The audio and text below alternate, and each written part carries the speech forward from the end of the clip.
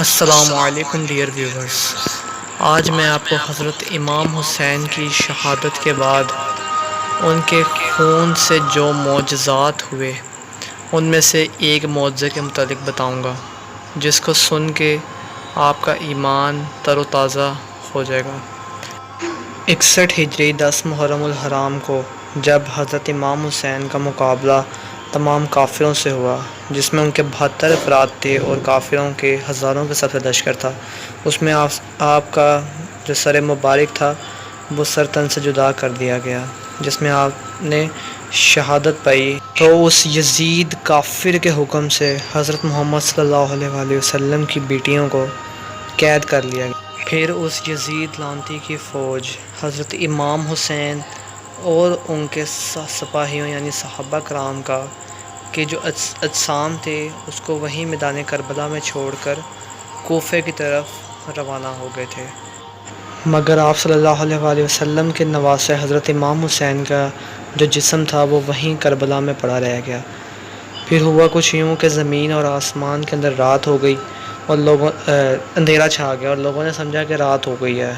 پھر وہاں پہ بجلی بھی چمکی اور وہاں پہ افراتفری پھیل گئی، اور پھر خدا تعالیٰ کے حکم سے وہاں پہ خون کی بارش ہوئی۔ 61 ہجری 10 محرم الحرام کو ایک کبوتر کا گزر اس میدان کربلا سے ہوا، اور اس کبوتر نے یہ دیکھا کہ حضرت امام حسین یعنی مولا علی شیر خدا کے بیٹے اور ان کے سپاہیوں کا جو جسم مبارک ہے وہ وہیں میدان کربلا کی تپتی ہوئی مٹی میں پڑا ہوا ہے۔ اور جب اس کبوتر کی نظر امام حسین کے جسم پر پڑی تو وہ بے چینی سے نیچے آ گیا اور اس نے باقی کبوتروں سے کہا کہ ہائے قیامت آ گئی، آپ صلی اللہ علیہ وسلم کے نواسے حضرت امام حسین کو شہید کر دیا گیا، اور آل رسول کا خون یوں زمین پہ پڑا ہوا ہے۔ بس یہ سننا تھا کہ وہ کبوتر رونا شروع ہو گئے، اور بہت سی جگہوں سے بہت سے کبوتر اڑ کے آئے اور وہ میدان کربلا میں آ گئے۔ ان سب کبوتروں نے زار و قطار رونا شروع کر دیا۔ تو اس کبوتر نے اپنے جسم کو حضرت امام حسین کے خون مبارک سے تر کیا اور وہ پھر مدینہ منورہ چلا گیا، اور پھر اس کبوتر نے اپنے تر جسم کے ساتھ آپ صلی اللہ علیہ وسلم کے روضہ مبارک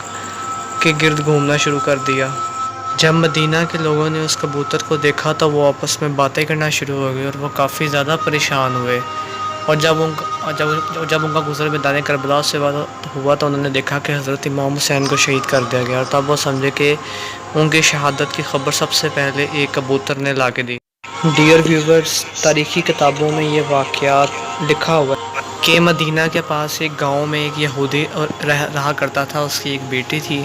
اور اس کی بھی وہ بیٹی بہت زیادہ پیاری تھی۔ ایک دن ہوا یہ کہ اس بیٹی کو ایک بیماری ہو گئی اور اس کی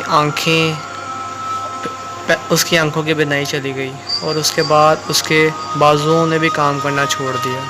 اور پھر آہستہ آہستہ اس کی ٹانگوں نے بھی کام کرنا چھوڑ دیا۔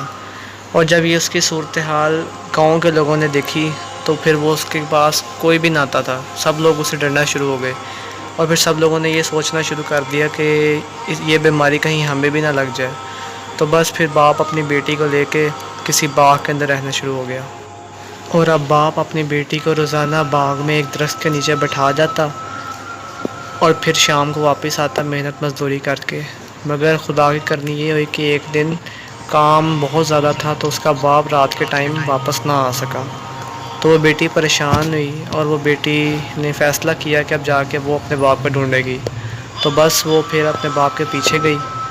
اور وہ اس کو ڈھونڈتے ڈھونڈتے ایک درخت کے نیچے جا بیٹھی۔ اس نے ساری رات میں ہی گزاری، مگر اس نے دیکھا کہ ساتھ والے درخت سے ایک پرندے کی رونے کی آواز آ رہی ہے۔ وہ نہ چاہتے ہوئے بھی اس درخت کے پاس گئی تو پرندہ بہت زیادہ رو رہا تھا۔ جب اس نے اپنا منہ اوپر کیا تو جو پرندے سے جو خون کا قطرہ تھا وہ اس کی آنکھوں میں آ گرا، اور جب اس خون کا قطرہ اس کی دائیں آنکھ کے اندر پہلے گرا، جو اس کی دائیں آنکھ کی بینائی تھی وہ اللہ کے حکم سے واپس آ گئی، اور ابھی وہ اس اوپر ہی دیکھ رہی تھی کہ اسی خون کا قطرہ دوبارہ اب اس کی بائیں آنکھ کے اندر گرا، تو اب اس کی بینائی واپس آ گئی تھی، اور اب اس کبوتر کو دیکھ رہی تھی کہ کبوتر سے اور قطرے گرے اور وہ قطرے پورے اس کے جسم پہ گر گئے۔ اب اس کا پورا جسم خدا تعالیٰ کے حکم سے ٹھیک ہو چکا تھا، اور وہ پہلے سے بھی زیادہ خوبصورت بن گئی تھی، اور اب اس کو نظر آ رہا تھا اور اس کے ہاتھ پاؤں بھی ٹھیک ہو گئے تھے۔ تو اب اس نے فیصلہ کیا کہ جا کے اب اپنے باپ کو ڈھونڈے گی۔ تو بس پھر اس نے اسی رات کے اندر اپنے باپ کو ڈھونڈنا شروع کر دیا، اور جب وہ تھوڑا سا آگے گئی تو اس نے دیکھا کہ اس کا باپ اسی لڑکی سے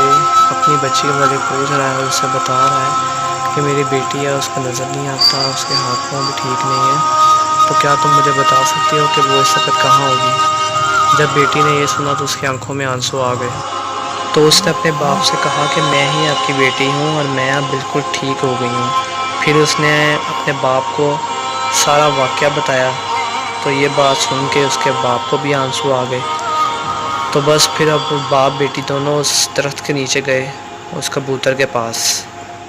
تو اس یہودی نے اب کبوتر سے دریافت کیا کہ تمہارے جسم پہ یہ خون کس کا ہے اور تمہارے خون سے میری بیٹی کیسے ٹھیک ہو گئی؟ تو کبوتر نے جواب دیا کہ یہ خون حضرت محمد صلی اللہ علیہ وسلم کے نواسے حضرت امام حسین کا ہے،